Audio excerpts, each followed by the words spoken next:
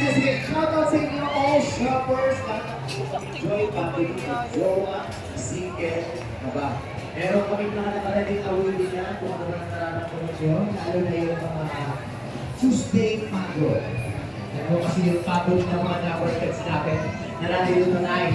Yung mga kararating lang pagod sa trabaho at nag-relax pagod sa relasyon. Hindi na kayo doon kung ang gusto yung mga nila.